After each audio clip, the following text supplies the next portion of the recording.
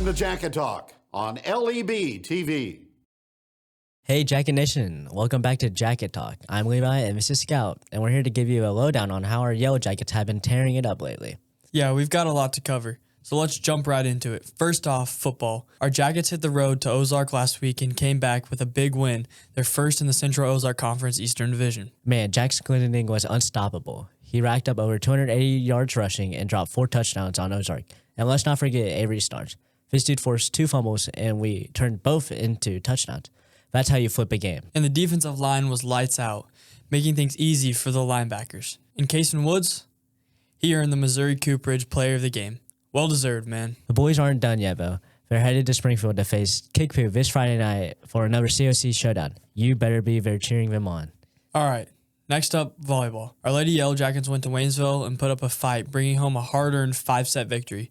Those girls did not quit. They've got heart for sure. Now on to the boys' swim team. They finished 3rd out of 7 teams in Friday's meet. Eli Havens led the way with 3rd place in the 200-meter and the 100 butterfly.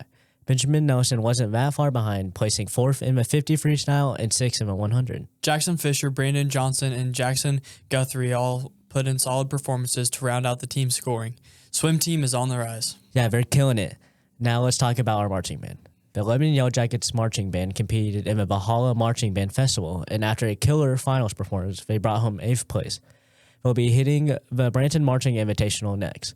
Keep up the great work. Switching gears to tennis, the Lady Jackets headed into Springfield for the Central Ozark Conference Tournament. They took down Waynesville 5-2, but came up just short against Central and Glendale in 2 close 4-5 matches. Ozark also got the best of them. Olivia Magruder, she's 24-1 after a big win over Rolla. What a season. Now for some cross-country action. At the Camdenton meet, junior Abigail Tagg was crowned a lady champ. Way to represent, Abigail. Next up, soccer.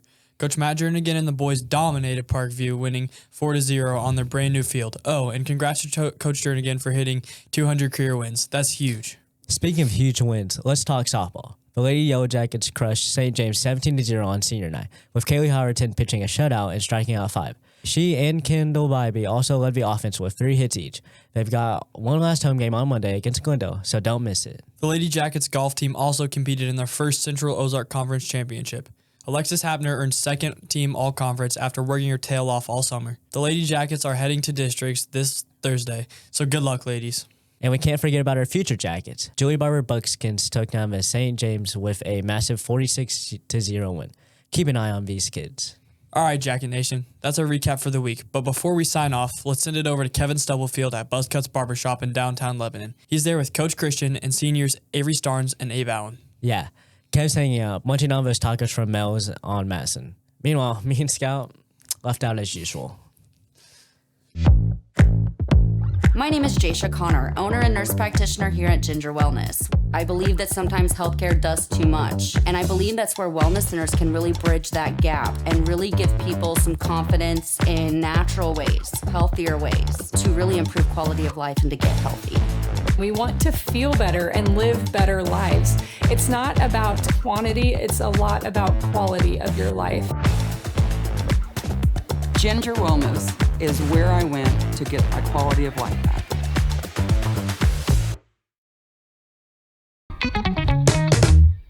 I'm Monty Hayes, Community President at Mid-Missouri Bank in Lebanon. We have the best products and services with friendly faces you know as your neighbors. Our financial experts and community leaders live, work, and play where you do. In a world that is constantly changing, we have the technology and security to allow you to bank from anywhere. Our lobby and drive-thru is open 6 days a week at 278 North Jefferson, or visit us online at openaccounts.midmobank.com. Go Jackets! It's Jacket Talk Overtime from Buzzcuts. Lunch provided today by Mel's. Coach Will Christian joins us as Lebanon gets ready for a COC matchup at Springfield Kickapoo this Friday. Off a good 42-21 victory at Ozark this past Friday night. Coach, solid effort all the way around. Just did it offensively, defensively, and certainly won the kicking game against Ozark. Really proud of our kids. Number one, I thought we were extremely physical. I thought our kids played with tremendous effort, which really has been a repetitive theme throughout the course of this whole season. We definitely took some steps in the right direction in the realm of special teams. We're at the point in the year where we've inserted some more of our veteran players on some of those, which we normally do to an extent. Obviously, there's some concern with, just the normal fatigue that can come in with when kids are on the field a lot. And so that's always a concern, but we're at the point in time right now where we had to get some things fixed. And I definitely think that some of those veteran guys did that on Friday night. And so we're just excited. We're excited to continue to travel down this road of being 1-0, Kevin.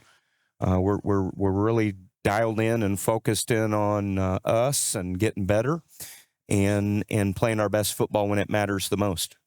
You were able to play with a lead on Friday night, and that kind of opened the offensive playbook a little bit, didn't it? It did. We opted to defer. However, we did not win the toss, and so we had the opening possession. So when you have that, it's really important that you have success right out of the gate, and we did that.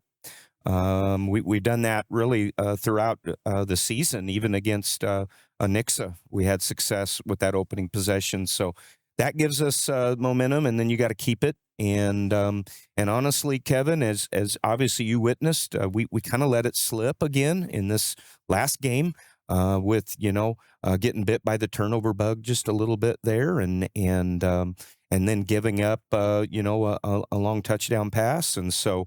But we were able to overcome after that turnover by getting a huge stop, and then we just kind of mounted from there. And I thought we were really dominant in the ball game and really, really physical. And Kevin, the reality is that especially Ozark's defense, they're big, they're physical, and they start 10 seniors on that defense. And so what the success we were able to have was impressive.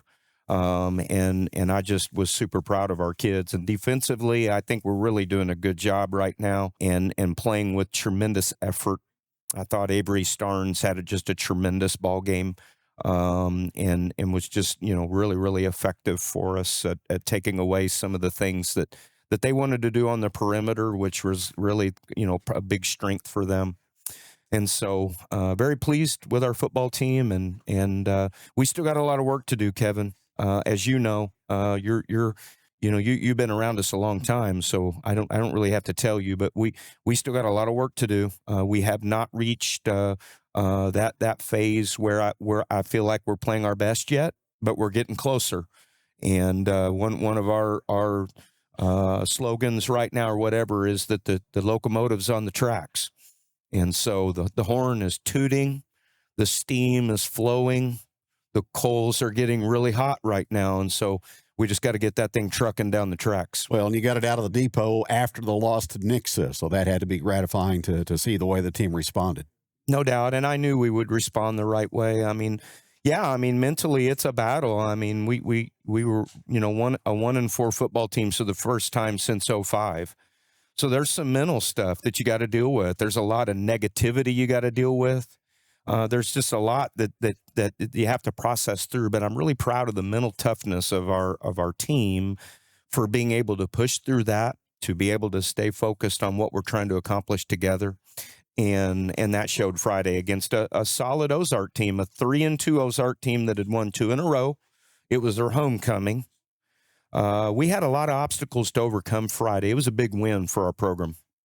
Coach, Saturday, the Jacket football team experienced a tragic loss. Rudy Zavalos passed away, a senior member of your football team. The whole community is stunned. The whole community is rallying behind the football team. Just a word or two about Rudy, his life, and what he meant.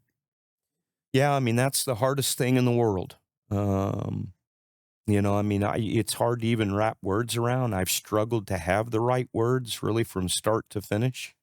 There's nothing more catastrophic than when a young person passes away. Lots of questions as to why.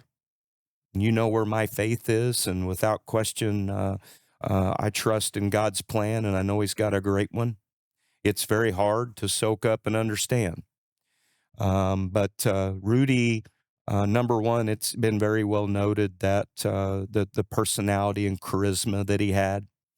It's been well noted, obviously, just the fight that he has in him. He was going to be a Marine, And he ran that race with a goal of making it under 2 hours, and he accomplished that. I'm not surprised in any way. Just showing his toughness and mental fortitude, because a half marathon that's no walk in the park. That's a very challenging thing. So it just shows his toughness. You know, our team is hurting, but they're rallying around one another, and also they're wanting to represent Rudy. That's going to be something that's going to be big for us as we move forward. We want to represent him and how we respond with our toughness, with our resilience, and understanding that one of Rudy's mottos was "me versus me," and that's kind of where we're at right now. We got to be tough, and it's not easy to do, especially in the healing stages. But we got to be tough. We got to stand up for our community and be tough. And that's what we're going to do. We're going to honor him in a lot of different ways, Kevin, which you'll see at the ball game and after the ball game, and love him forever. And it's unbelievable. So again, it's hard to wrap words around, but we're going to stay together on this, and we're going to make sure that Rudy's legacy lives. Funeral service for Rudy Zavalos will be Monday at 1 o'clock at Shadle's Colonial Chapel. Visitation will be at 11 a.m. And you had a balloon release at school on his behalf earlier this week. I thought that was a nice touch. Yeah, that was, I believe that the senior kids wanted to do that, and hard. When you see a lot of young people hurting, in this business, there's nothing more difficult than what we're going through right now as an educator. And I'll tell you something else that was the most difficult thing in the world for me. I don't know if I did anything more difficult.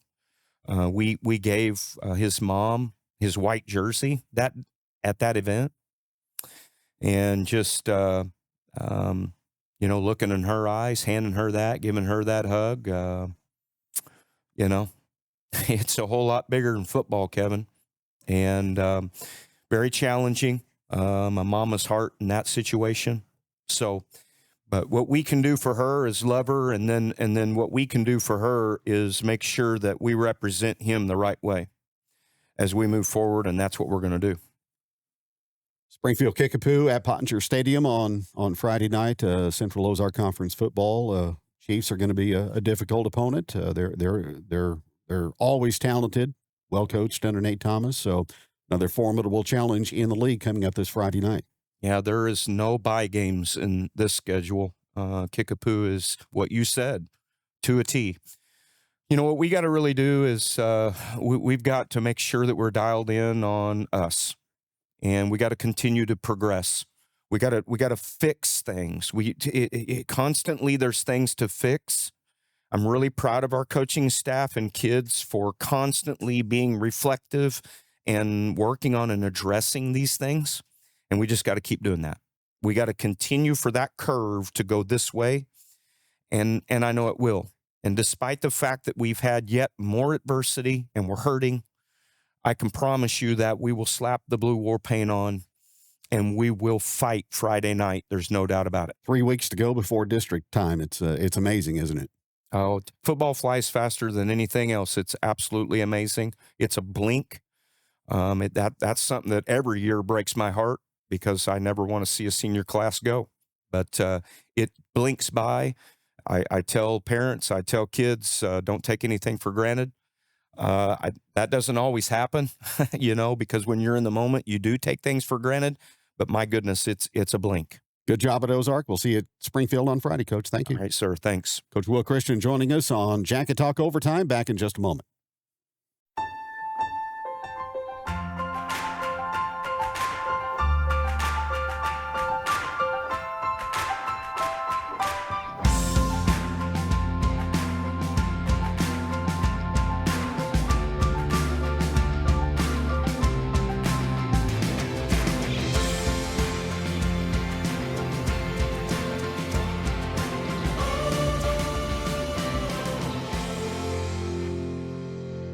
All right, guys, we're back. It's Jacket Talk Overtime, and we're in week 2 of this new feature where we're going to bring in some of the student athletes, chat with you guys, talk about things maybe other than sports. You just want to go ahead and say your names? I'm Avery Starnes. Abe Allen. We're going to make fun of Abe a little bit because that mustache. Hey, my mustache looks good. Ask the ladies.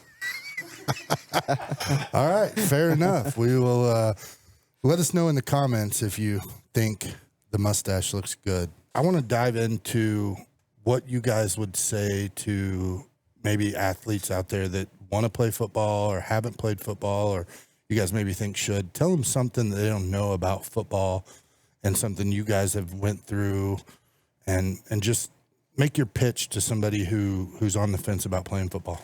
Avery?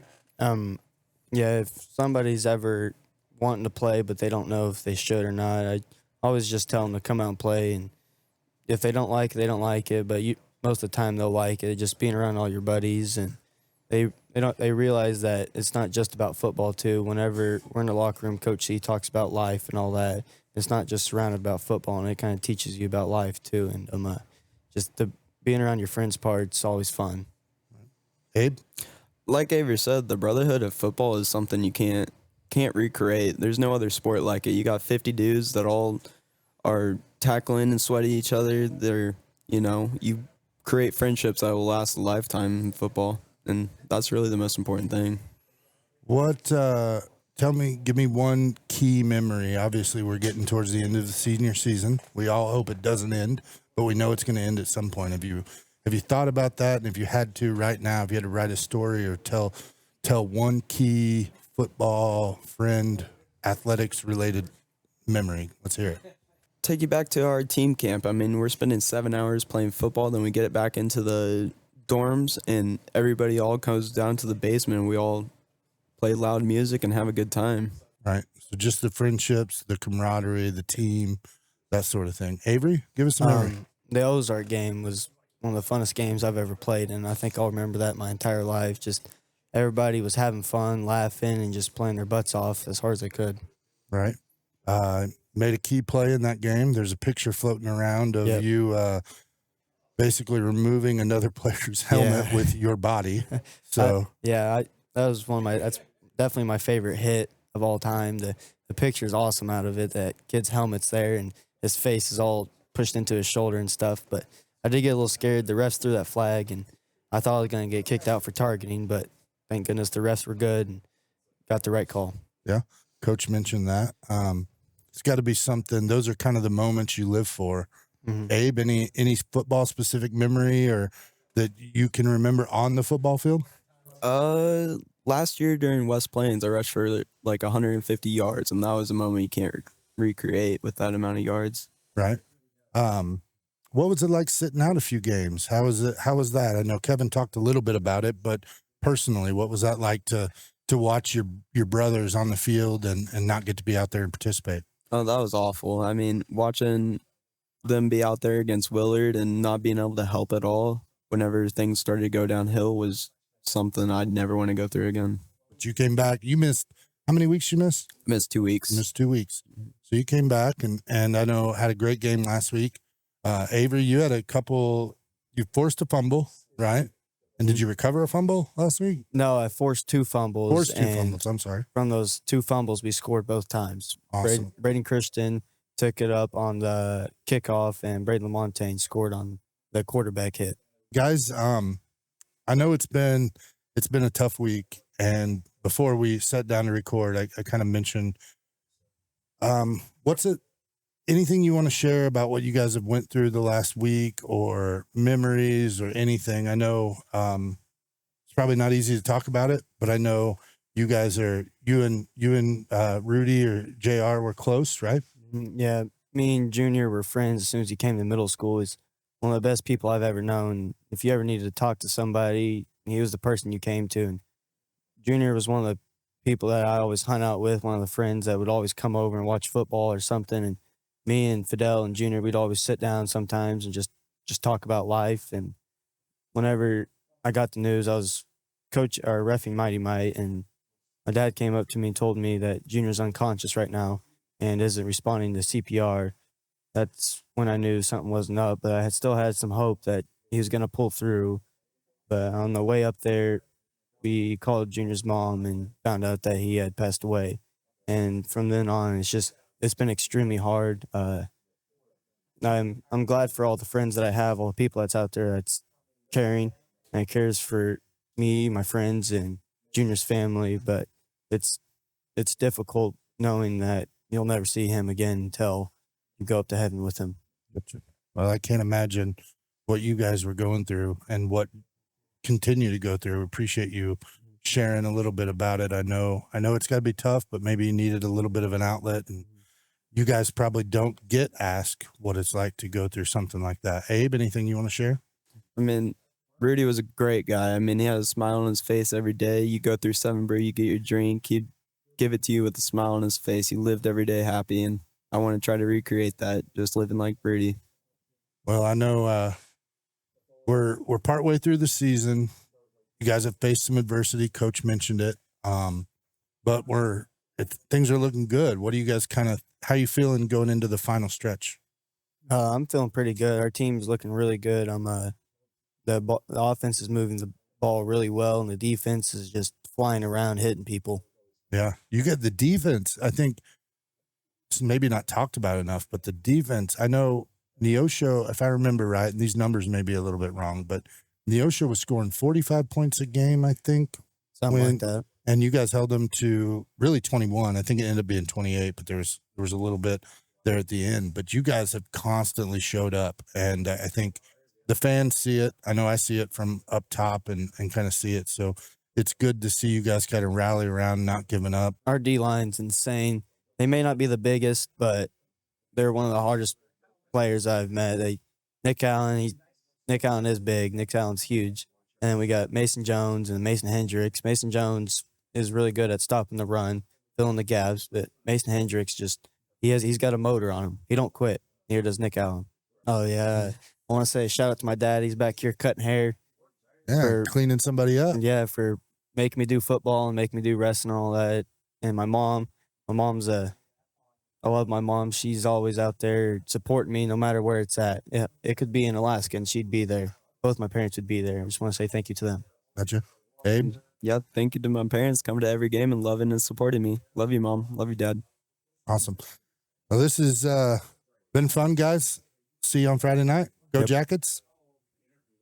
You're supposed to say go Jackets. Go Jackets. Go Jackets. Before we wrap up, we want to thank our amazing sponsors who make Jacket Talk happen. Ginger Wellness, Mid-Missouri Bank, and Mercy Hospital Lebanon. Thanks for supporting the show and the community. Definitely. And don't forget, you can catch Jacket Talk Overtime Friday mornings. And we'll be back next Thursday at 10 for another episode of Jacket Talk, both on LEBtv. Until then, stay loud, stay proud, and go Jackets.